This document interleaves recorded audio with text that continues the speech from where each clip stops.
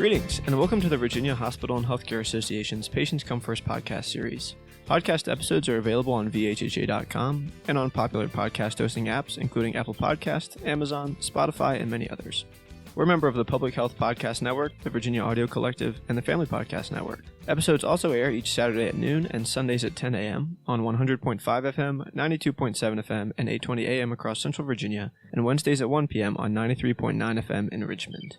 Please send any questions, comments, feedback, or guest suggestions to pcfpodcast@vhha.com. Again, that's pcfpodcast@vhha.com. I'm Will Selden with VHHA, and today we're pleased to be joined by our guest, Tameka Irving, a Community Benefit Manager at Sentara Martha Jefferson Hospital. We will cover the work they do to encourage healthy living and much more, but first, Tameka, welcome to the show. Thanks for joining us. Yes, thank you for having me.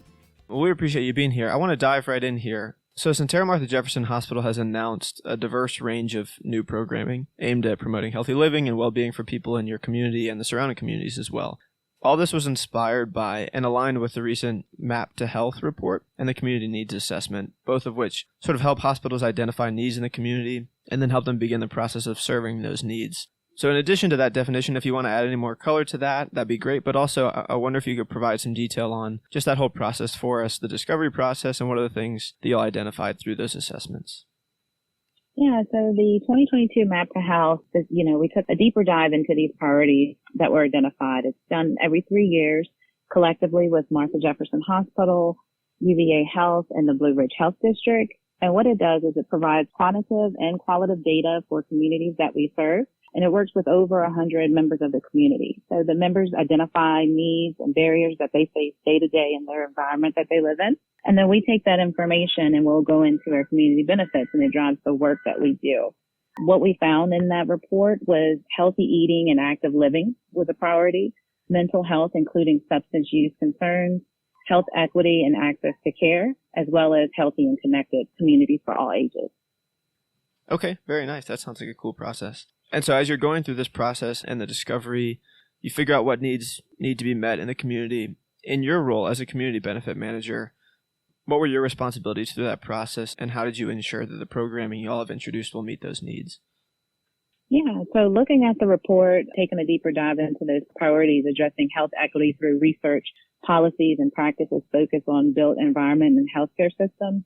We did have a specific focus on transportation, digital access and literacy, as well as healthcare access. So when we kind of saw what the priorities were, we looked at how could we support our community. And then we really just asked the community with the health equity listening tour and saying, we heard what these priorities are, but what does that mean for your community? And when we did that, that's when we kind of discovered healthy eating and active living. So what we did was get programs together to be able to bring no-cost farm stands. And they started and originated in Louisa. But then as we started to, broaden our scope with the Blue Ridge Health District, we realized we need to kind of take these into other rural areas because most of our district covers a lot of the rural areas. And we know that there's limit to access of healthcare, access to food, just a lot of the resources are limited. So with our no-cost farm stands, we were able to have an impact of taking care of over 1,700 families, providing those households with healthy fruits and vegetables and healthy food. So you talk about this active listening tour, and I want to linger on that for a second if you don't mind. Mm-hmm. Forgive me for my lack of knowledge here, but I wonder if you could talk us through that process a little bit. And one of the reasons I ask about that is because just from based on what you said, I sort of gather that this is you all going out into the community and asking people what their needs are. And I think that's so important for providers and hospitals and systems to actually to do that active outreach themselves as opposed to just waiting for people to come into them and tell them what their problem is, but rather going out and being active in that. So I wonder if you could talk more specifically about that process and maybe how important you think it is to do that outreach more actively. Absolutely. So that process involves the hospital president, the hospital foundation, executive director, a few other leaders, and also my team. We actually went out into our whole catchment area, which is the Blue Ridge Health District. So we scheduled about 6 listening tours throughout the whole community back in January. And we really went into these communities. We invited community members, also community leaders. And we really just sat down round table and just really allowed the community to talk about what they felt were barriers in their communities and what they saw as struggles and different things that people needed for resources. And we've met with a range of EMS, police, fairly qualified health organizations, nonprofit organizations. We really just met with a wide range of day-to-day people that the community will interact with. And that's where we kind of collected a lot of the data. And a lot of people really expressed the need of healthy eating, healthy living. And we kind of just gathered all of that data. And now we're doing the work for that. We're starting to actually deploy programs out and work with some of those strong partners in those communities to make sure those programs remain sustainable. That's cool. Well, it sounds like a really collaborative effort, which is always fun, I'm sure. Yeah. You touched on the active living and healthy eating, and you mentioned the farm stands a little bit. I wonder if you could talk more specifically about some of the other programming y'all do. I saw in a press release at least photos of, like you mentioned, the farm stand, but also like cooking classes, and it looked like somebody was doing jumping jacks there for a second in one of the photos. So I wonder if you could talk about specifically some of the programming and what that looks like on a day-to-day basis. You know, folks coming into the hospital or, you know, out in some community meeting space. What does that look like?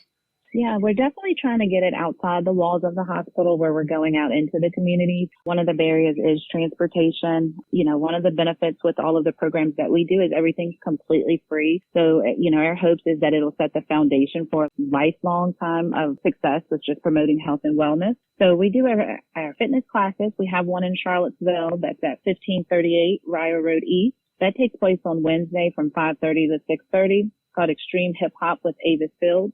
We also have classes in Louisa at Now Fitness, which is 150 Jefferson Highway, Suite 15.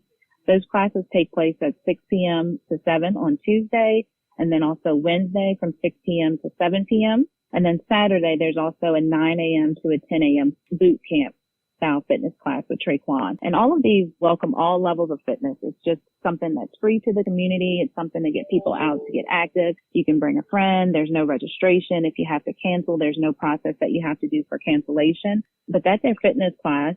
And then we also have the cooking classes where we've done with Chef Antoine. And those take place right there in Culinary Concept. And that's located in Charlottesville, right off of Barracks Road. And those are done on Tuesdays. I don't have the specific dates, but they can be found at mjhfoundation.org/healthyliving. And it's a tab for cooking classes that'll share all of those details. And what that is a really fun interactive cooking session where you get to learn about different spices, different herbs, and then just different multicultures with cooking healthy.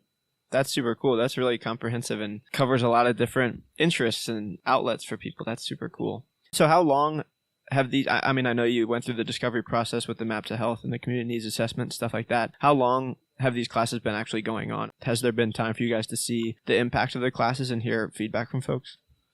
They have. So the farm stands have been going on for a while, and we saw the impact where we were like, okay, it was 1,500, and now we're going to expand it over to 1,700. So we plan to keep growing and looking at that. For the cooking classes, we get the feedback from people that say, you know, I attended that cooking class. I really enjoyed finding out that I can use X, Y, and Z spices to cook, and I don't have to use salt or, you know, different things like that. We also do our chronic disease classes, which we've really seen the most impact with. Those are 5-week classes where we finished up in Greene County and then we're finishing up in Louisa. But the impact from those classes have been tremendous with people just saying, hey, you know, when you came out here and talked about this heart health and cancer, diabetes, you know, all of that, I really took away from it. I followed the meal plan and I've lost 20 pounds. So we did have several success stories from our chronic disease classes. That's so awesome. I think hearing you talk about that and how it, you know, there's no registration and if you have to cancel, it's no big deal. Offering things to the community with sort of this no strings attached idea, I think is just so cool. Like you said, it's just no barriers to entry and it's non-intimidating and it just helps bring people together. And I think, you know, hospitals are such anchors in their communities. I think they can be at their best. And so to offer programs like that where people can feel like, you know, I can go to this, I don't have to, there's no pressure. Like you said, it just breaks down so many barriers. I think that's really cool.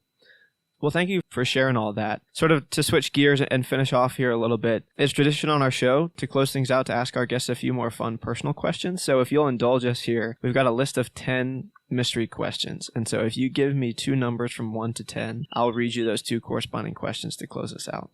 All right, let's go with number 6. Alrighty, number 6 first. In the hypothetical scenario that you had one-time access to a time machine with limits, you can either travel 100 years into the past or 100 years into the future. Which direction do you choose and why do you choose it? Good question. I would probably say the past. If I could travel back into the past with the knowledge that I have. That would be the thing. If I could take the knowledge back, I would travel back into the past and really just try to be more purposeful, more intentional with just some of the things that I've done early on, just to see if it makes a full difference. Because we know, like, doing things, it's not a quick fix. It takes at least 21 days repetitive. So I would probably travel back in the time, being more purposeful and more intentional to be more beneficial to the community. Love that. Okay, and what's the last number you want to choose? Let's go with number 9. Number 9. Okay. This is a big question here. A variety of ways you can take it. If you were miraculously granted one wish, what would you wish for? Wow, this is really good. I was granted one wish. I would probably wish for peace and love for everyone. I feel like just now in their community, a lot of challenges, mental health, COVID really kind of tore down a lot of things where there's a lot of people that's struggling. There's a lot of fixes that, takes more than anything anybody could do to fix now. So I would probably pray or, wish for peace and love just to kind of give people that serenity. I like it. I absolutely like it. That would be helpful for all of us. Absolutely. Yeah. I think it'll kind of help make more of a better world for us all. So. Yeah, for sure. Well, those are 2 great answers, and with that, we have come to the close of another episode of the Virginia Hospital and Healthcare Association's Patients Come First podcast. If you liked what you heard, please make sure to leave us a 5-star review on Apple Podcast and subscribe so you know when new episodes are released. We want to once again thank our guest, Tameka Irving, who is a Community Benefit Manager at Sentara Martha Jefferson Hospital, for joining us today. So, Tameka, thank you so much. It's been a real pleasure. Thank you.